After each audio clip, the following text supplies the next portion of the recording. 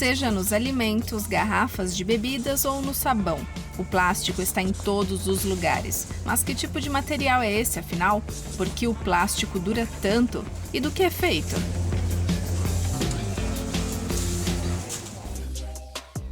Um material que pode nos acompanhar da infância ao fim da vida. Barato, estéril e prático, o plástico está presente em todos os lugares. Ele entrou na moda, se tornou fundamental e valioso. O plástico é composto por polímeros, cadeias moleculares. Na maioria das vezes, ele é produzido a partir de petróleo. Para isso, o petróleo é decomposto e reorganizado. Isso cria as chamadas cadeias de polímeros sintéticos, que têm propriedades especiais. São leves, resistentes e podem adotar quase qualquer forma.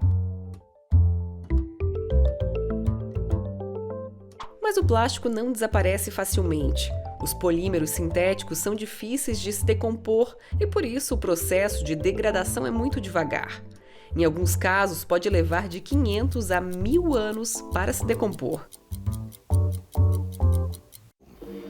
O plástico é adequado para a produção em massa.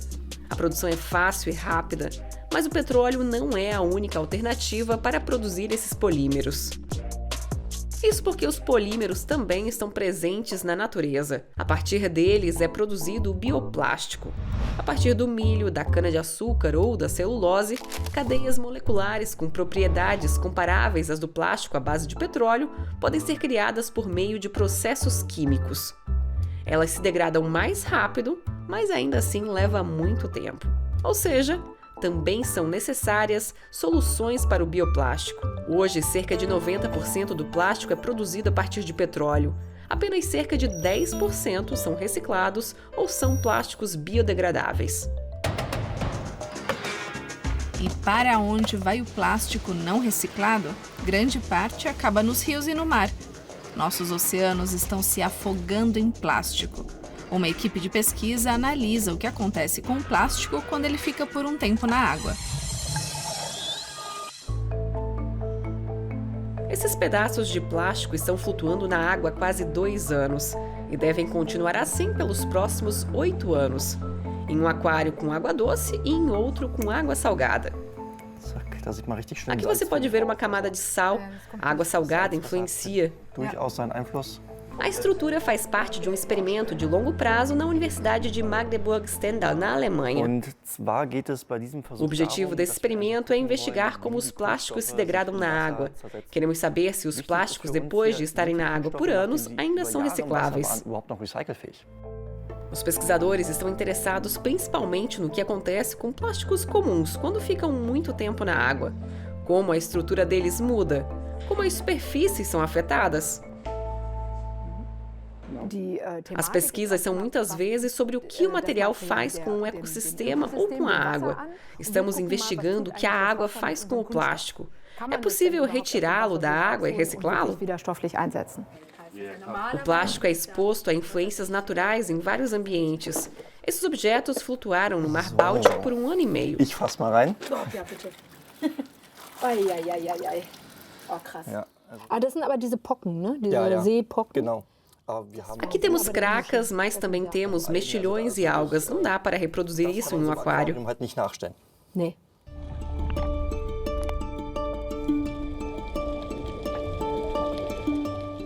Com o estudo, o grupo de pesquisa de Magdeburg espera poder lutar de forma mais efetiva contra o plástico nos oceanos.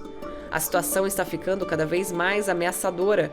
Novos estudos alertam para um aumento exponencial do lixo plástico nos mares. Em 2050, pode haver mais pedaços de plástico do que peixes nos mares.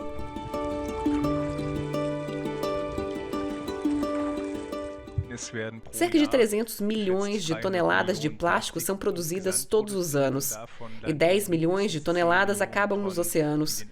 Essa é uma estimativa das Nações Unidas. Pode-se dizer que a cada minuto um caminhão cheio de plástico é despejado no mar.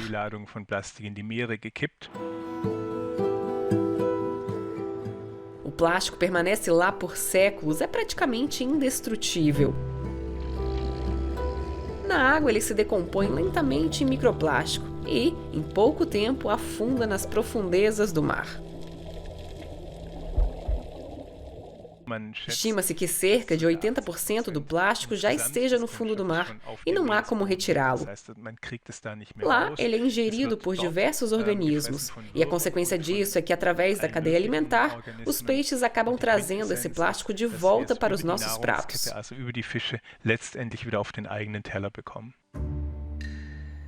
Quebrar esse ciclo é o objetivo de muitas organizações ambientais. O Ocean Cleanup é o projeto mais conhecido. É uma espécie de anel gigante flutuante que captura lixo marinho. A One Earth, One Ocean tem um objetivo semelhante. Ela coleta plástico do mar com barcos e navios, classifica o material e recicla imediatamente. O projeto Everwave recolhe o lixo dos rios antes que ele possa chegar no mar.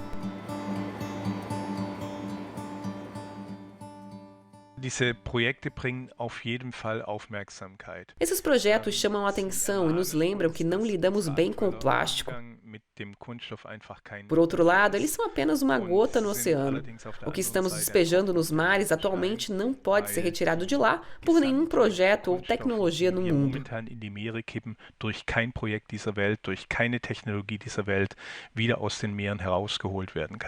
Michael Steiger tem a mesma opinião, mas está determinada a fazer algo contra isso. Além de grandes projetos, há cada vez mais pequenas empresas como a dele que estão tentando reciclar o plástico do mar. Com uma equipe, ele produz mochilas feitas 100% de plástico oceânico. Já existem muitos projetos incríveis, a quantidade faz a diferença. Achamos que muitos projetos juntos alcançam algo significativo. Em uma ilha filipina, quase 100 pessoas coletam plástico do mar. O lixo que flutua no Oceano Pacífico vai parar nas praias. A maior parte do plástico está na água há apenas algumas semanas ou meses. Poderíamos reciclar cerca de 20%. Os outros 80% são resíduos de filmes plásticos. Esses resíduos não podem ser reciclados em nenhum lugar do mundo, nem na Alemanha. Eles são incinerados. Para fazer as mochilas, eles coletam apenas plástico marinho próximo à costa. Pouco se pesquisa sobre a reciclagem do plástico que está no mar aberto há anos. Os experimentos de Magdeburg podem trazer novos conhecimentos sobre isso. As primeiras tendências já são visíveis. Essa é uma contaminação do material. O esforço necessário para limpar e preparar um novo produto é muito grande. Por isso, vejo poucas chances de reciclagem.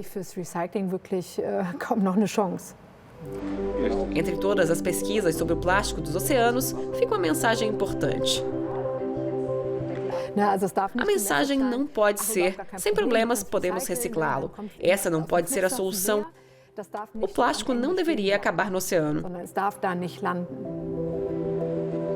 Ainda precisamos de muito mais estudos sobre o que fazer com o plástico quando ele acaba no oceano. Uma boa ajuda seria ter um Pac-Man comedor de plástico. E ele teria que ter muito apetite, ser rápido e também capaz de devorar plásticos comuns como o PET, do qual são feitas as garrafas de bebida. Na verdade, uma enzima que pode fazer isso já foi descoberta. Em Leipzig, na Alemanha, pesquisadores encontraram uma enzima que decompõe plástico muito rapidamente. Mas ela precisa ser aquecida a 60 a 70 graus Celsius. A equipe de pesquisa aposta em biotecnologia para resolver o problema do plástico. Estamos observando como a natureza faz e a imitamos. A natureza usa enzimas para degradar todos os polímeros e é assim que estamos fazendo agora também. Christian acompanha a colega até um cemitério. Foi aqui que eles encontraram a enzima na compostagem do cemitério.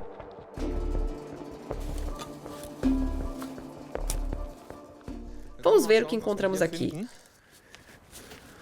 A equipe de pesquisa encontrou uma enzima que normalmente decompõe folhas, mas que também pode degradar plástico PET. Uma folha tem uma camada externa de cera, que é a camada cuticular. Isso é um poliéster. É um polímero formado por ligações de éster, assim como no PET. E as enzimas são tão inespecíficas que podem reconhecer e processar um espectro mais amplo de poliésteres. Essa é a nossa vantagem, nossa sorte, ter encontrado uma resposta biológica para o nosso problema do plástico.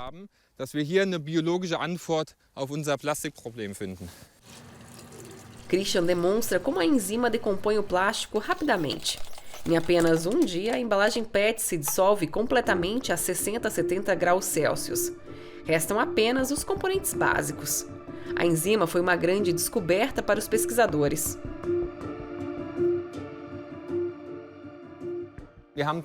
A chamamos de PHL7, significa hidrolase de poliéster Leipzig, a 7ª candidata de 9 que encontramos.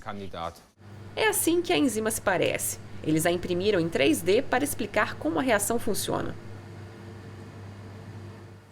Aqui temos a enzima, vemos aqui a cadeia PET com as ligações de éster individuais, ou seja, os pontos de ruptura.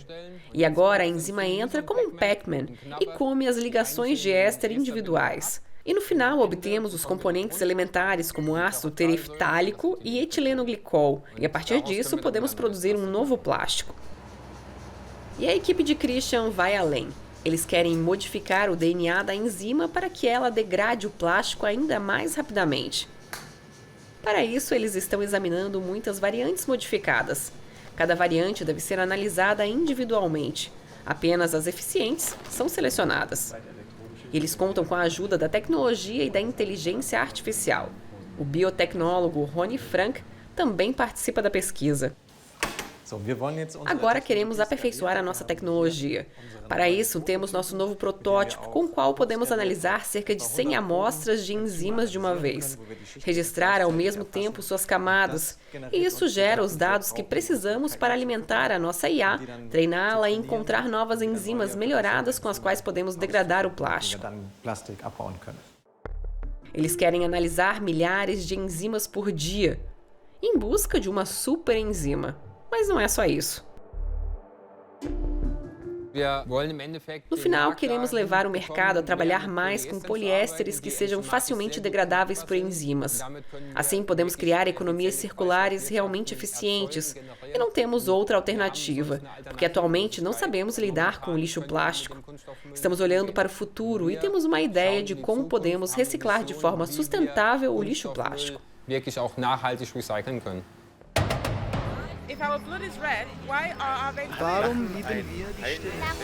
Você tem alguma pergunta sobre ciência? Então a envie pra gente por texto, vídeo ou mensagem de voz. Se a sua pergunta for respondida no programa, você ganha uma pequena surpresa como agradecimento. Vamos lá, pergunte.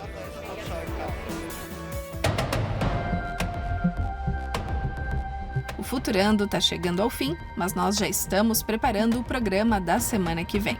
Até lá, tchau!